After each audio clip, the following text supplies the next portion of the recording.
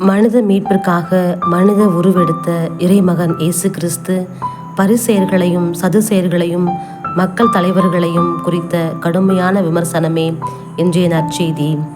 வெளிவேடம் ஆணையிடுதல் தொடர்பாக வழங்கப்பட்ட அறிவுரை இவற்றால் இறை ஆட்சியிலிருந்து திசை மாறிய போக்கை இன்றைய நற்செய்தியின் மூலம் இறைமகன் வலிமையாய் உணர்த்துகிறார். வெளிவேடக்கார மறைநூல் அறிஞரே, பரிசேயரே, ஐயோ உங்களுக்கு கேடு! சாப மொழிகளின் வீரியத்தை நாம் புரிந்து கொள்வோம். குருட்டு வழிகாட்டிகளே, குருட்டு மடையரே, குருடரே என்று அழுத்தி அவர்களின் தவறுகளை சுட்டி காட்டுகிறார். மனிதர்களை நெறிப்படுத்தும் பொறுப்பில் இருப்பவர்கள் தம் கடமையை செய்ய தவறினர். அது மட்டுமல்ல, தம் பொறுப்பில் இருப்போரை ஆன்மீக வளர்ச்சியின் பாதையில் ஈடுபடுத்தாமல் தவறான முன்னுதாரணங்களாக தம்மை காட்டினர். சமூகத்தை முரண்பட்ட பாதைக்கு கொண்டு செல்வதை இயேசு வெளிச்சம் போட்டு காட்டுகிறார். மறைநூல் வல்லுநர்கள் இறைவனின் வார்த்தைகளை மக்களுக்கு அறிவித்து இறை திட்டத்தின் வழியில் மக்களை நெறிப்படுத்தும் கடமையை உணர்ந்து செயலாற்ற வேண்டியவர்கள். இறையாட்சியின் வாயிலில் நுழைய பேரார்வத்தை ஊட்டி வளர்க்க வேண்டியவர்கள்.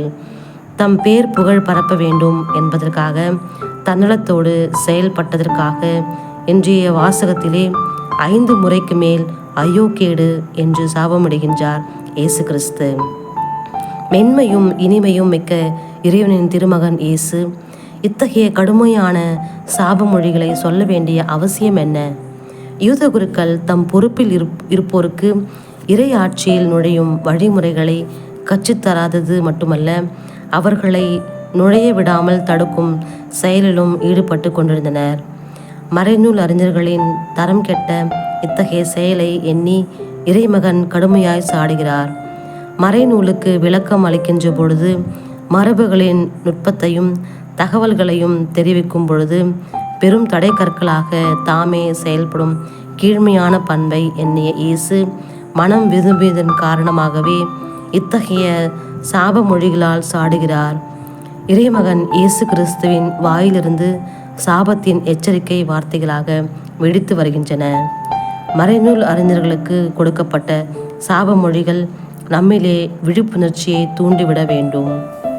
இன்றைய வாசகத்திலிருந்து நாம் கற்றுக்கொள்ள வேண்டிய பாடம், நம் இதயத்தின் சட்டம் குறித்த விழிப்புணர்வை நம்மில் ஏற்படுத்தி கொள்ள வேண்டும்.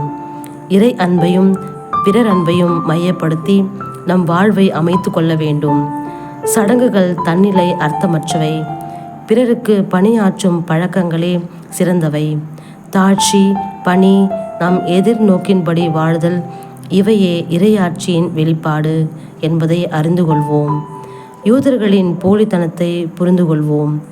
குருட்டு வழிகாட்டிகளாக நாம் இல்லாமல் இறைவனின் புனிதத்தையும் நம்முடன் இருக்கின்ற பிறரின் மாண்பையும் புரிந்து கொண்டு அவர்களை அன்பு செய்து அந்த அன்பின் பயப்பட்ட வாழ்க்கையை நமதாக்குவோம். இறைமகன் இயேசு கிறிஸ்துவனுடைய சாப மொழிகள் நமக்கு எச்சரிக்கையாக இருக்கட்டும்.